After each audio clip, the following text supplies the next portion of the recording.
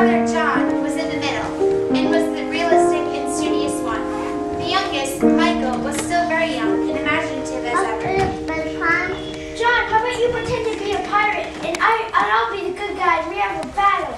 Not right now, Michael. It's getting late. Please. John's right. Mother and Father are on their way out soon. They want us in bed before they leave. Mr. Darling was the stern British father with a bit of a temper. Mrs. Darling was a loving mother who worried constantly about her children. That evening they were having a bit of a quarrel as Mrs. Darling had hoped their dog Nana would look after the children while they were out. But Mr. Darling wasn't too keen on having a dog looking after his children. It's absurd. Absolutely absurd. Well, we can't just leave the children alone, George. I do not want the children to be looked after by some mangy mutt. What is the big deal about tonight? But the children. Liza will be here to look after them, as she always does. What is the big deal about tonight? Mr. Darling explained to Mrs. Darling how she had seen a boy at the window last night. She told him that the boy was listening as she read the children's story. Once the children were asleep, she went to shut the window and noticed the boy. She reached for him, but the only thing she was able to grab hold of was his shadow. His shadow? Oh, rubbish. It's not, and I'm afraid he might come back. Nonsense. Nonsense. Liza, Yes, sir? will you make sure to pay extra attention to the children tonight? Mrs. Darling is very nervous about leaving this evening. Yes, of course. And please take Nana to her doghouse. But No buts. That dog belongs outside. All right, children, off to bed, all three of you. Your mother and I will be home very late tonight. Liza will be here to look after you. Mother, will you sing us a lullaby before you leave? Of course, but only if you sing with me.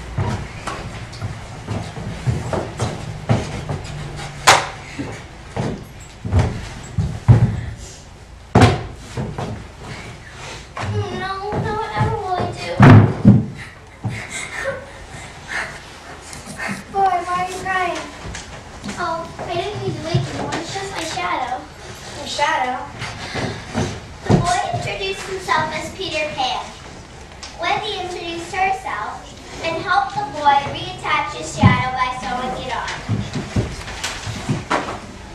Whitney was shocked to learn that he didn't have a mother and lived in a magical place called Neverland. Neverland? Yes, a place where children never have to grow up, a place where dreams are born and time is never planned. Peter explained to Wendy how when he was little he heard his parents discussing what he was to be when he became a man. Peter vowed to never grow up and ran away to the land of fairies with other lost children, of whom he eventually became a leader. Fairies? Why, there's no such thing. Yes, there is. What do you think that little ball of light flying around is there? It's a fairy. But fairies are becoming rarer with people like you stop believing. Anyway, thanks for fixing my shadow, Wendy. Oh, you're welcome. Peter, can I ask you a kiss? Well, sure you may. Ow! Brttany, you go back to Neverland now. No one wants you here anymore. We'll talk about this later. Sorry about that, Wendy. Was that a fairy? Oh, Peter, why is it that you came to my house in the first place? I wanted to hear the story and tell them to all the lost children back home. Like that one about the girl who lost you. I never did hear the end of it. Oh, Cinderella? I know that story, Peter, and plenty of others. You do? Wendy, what would you think about coming back to Neverland with me to tell the story to the lost children? Well, I suppose I would love to. But where is it, and how would we get there? Second start of the right. And don't be silly, we'll fly, of course. Fly? John, Michael, there's a boy here who's going to teach us to fly. So Wendy introduced John and Michael to Peter, and Peter explained exactly how they were going to get to Neverland. Fly? We get to fly? But how can you do it? Fly, that is. Peter says, just think of lovely thoughts. Just think lovely thoughts, use a little pixie dust, and away you'll go.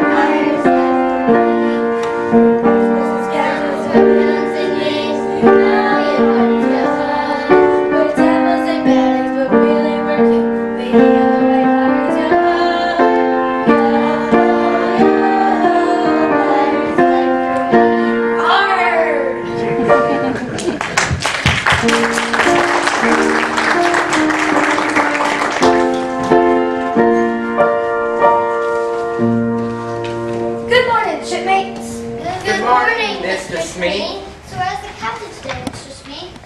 Still angry about his lack of success with you-know-who? You mean Peter Pan? Shh, the captain's coming. Blast that Peter Pan. If only I could find his hideout and trap him in his lair. Smee, you know I would. Yes, Captain. I know, Captain. But where is it? Morning Lagoon? No, we searched that. Cone Campbell, Cove. But wait! Tiger Lily's tribe know those territories better than us. Tiger Lily. Smee, I've got a plan. Captain Hug explained to Smee his plan to capture Tiger Lily and attempt to lure Peter Pan of hiding to come and rescue her. Then a loud ticking noise began. Protect me, Smee! Protect me, Smee!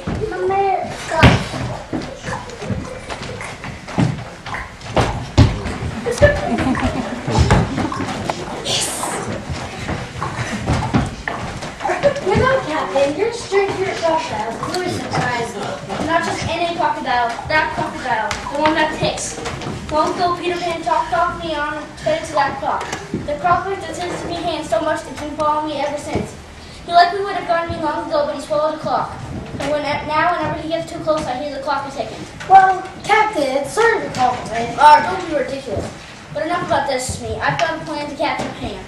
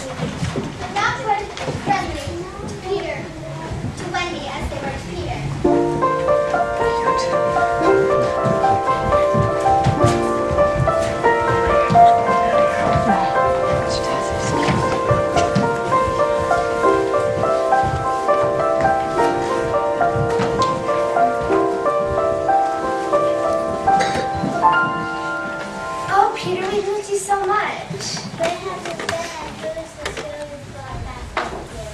Oh, this is Wendy. Phoebe, why didn't you come and join us for a swim? Oh, I never. Peter went to begin to console Wendy because she had been splashed by the mermaids.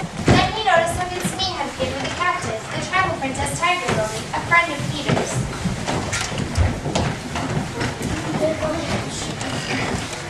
Am I not a man of word, Mr. Smee?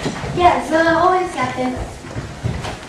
You better talk with Peter, or soon the time for me and it'll be too late.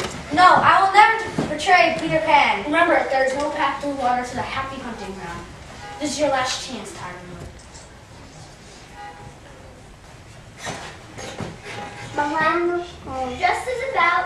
Just as Hope was about to throw Tiger Lily into the water, Peter threw his voice in attempt to save her. Ah, great spirits of the mighty water speak. Beware, Captain Hook, beware. It's a skirt! Stand by, Smee, while I take a look around. Spirit of the great sea water, is it? While Hook went up to search for the voice, Peter imitated Hook's voice and yelled to Smee to let the tribal princess free. Smee, always following the captain's orders, obliged to set Tiger Lily free. Peter grabbed Tiger Lily and flew away.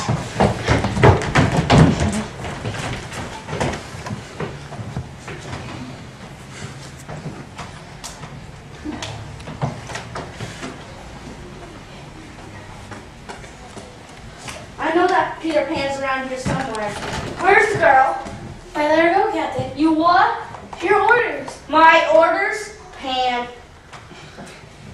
Meanwhile, back at the Lost Children's hideout, Peter and Tiger Lily's tribe were celebrating their victory over Captain Hook. I can never thank you enough, Peter. Oh, it was nothing. My tribe and I are truly thankful. Whenever you are in time of need, we'll be there. Wendy was very tired and thought she'd take a nap later. And the lost children and the tribe were very awake and ready for Peter to teach them their daily lesson.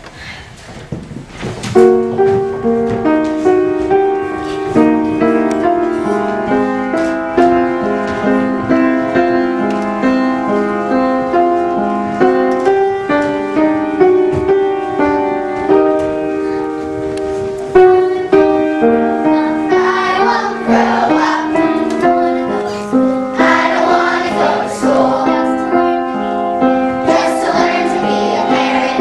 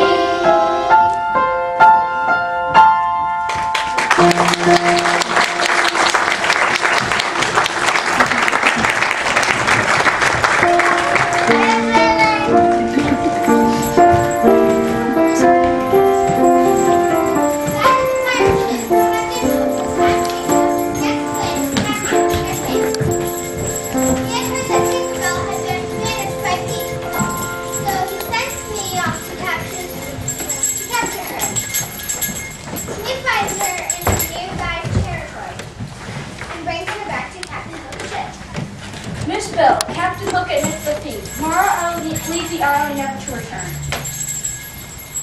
And that's why I asked you over me, dear, to tell Peter I bear him no ill will. Painter is supposed to be sure, like bringing that Wendy to this island, for instance. Ain't a bloody hiccup, shame. Having gained Tinkerbell's attention, Hook explained to her that he would like to take Wendy away from Neverland when he left, but had no idea where to find her. Tinkerbell was eager to get rid of Wendy, so she pointed to the place on the map where Captain Hook could find Wendy in the Lost Children's hideout. Having no more use for Tinkerbell, Hook locked her in a closet and went off to find the Lost Children's hideout.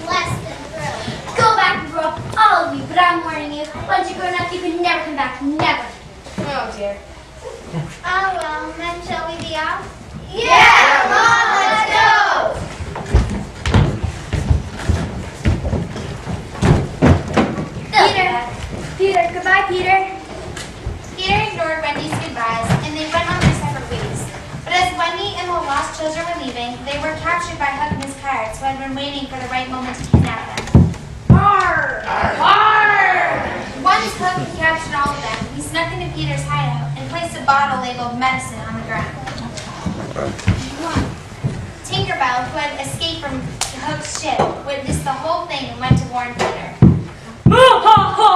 Never gets old.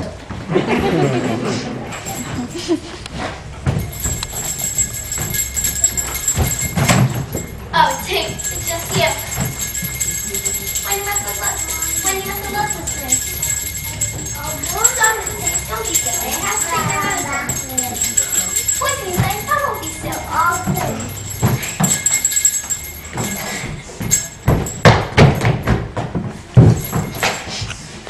Tina's right. It was poison. Tinkerbell's light was slowly fading out, and Peter realized the only way she could be saved is more people believed in fairies. Everyone out there, clap your hands if you believe in fairies.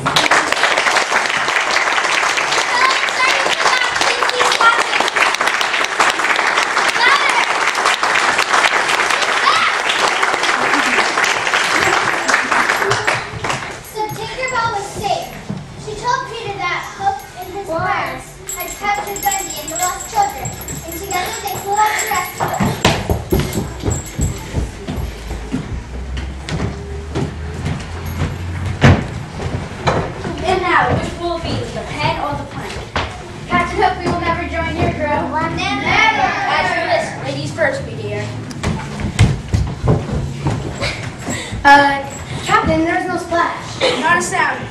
Come, hurry over here to see if you can get a sight of her. Check the lower deck.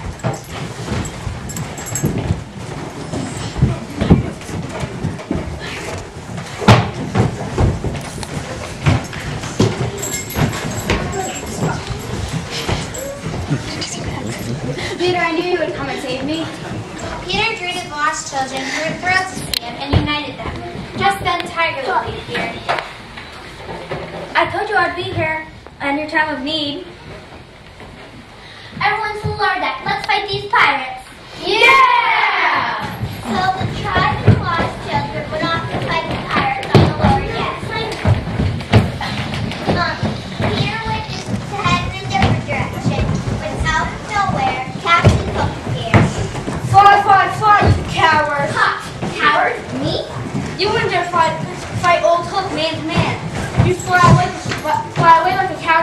off. No, pumpkin hair. I'll fight you with one hand behind my back. So, Peter fights Hook with one hand behind his back. Peter backs Hook up to a corner. And Hook loses his balance. Now he's fall over the edge. Just then, a ticking buzz appears. And Hook realizes that the crocodile is waiting. You wouldn't do old Hook pin now, would you, lad? I'll go away forever. I'll do whatever you say. Alright, it's there, codfish. I'm a codfish. I'm a codfish. I'm a codfish. Alright, you're free to go.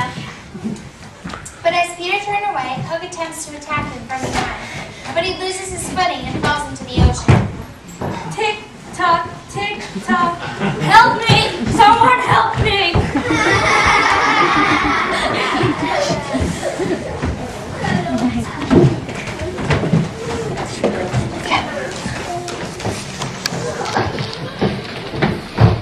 Hook and all the other pirates have fallen overboard and were never heard from again. Peter, Wendy, and the lost children rejoiced at their success and thanked Tiger Lily for her help.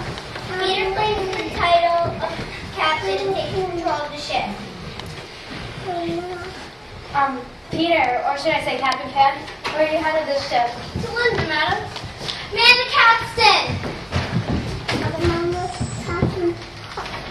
Hoist anchor! Pixie dust! Let's go!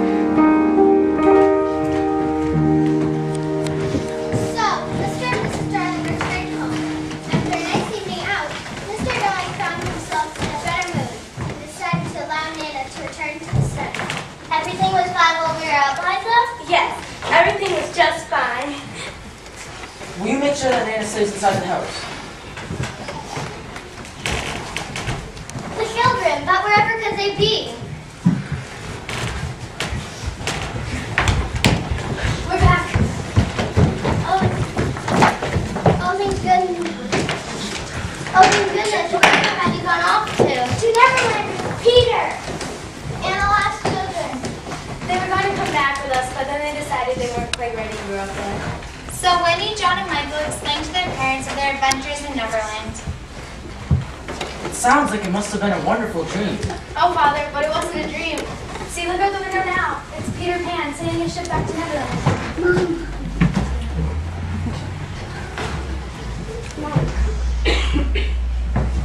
I have the strangest feeling I've seen that ship before, a long time ago, when I was very young. A magical ship flying in the sky to a magical place called Neverland.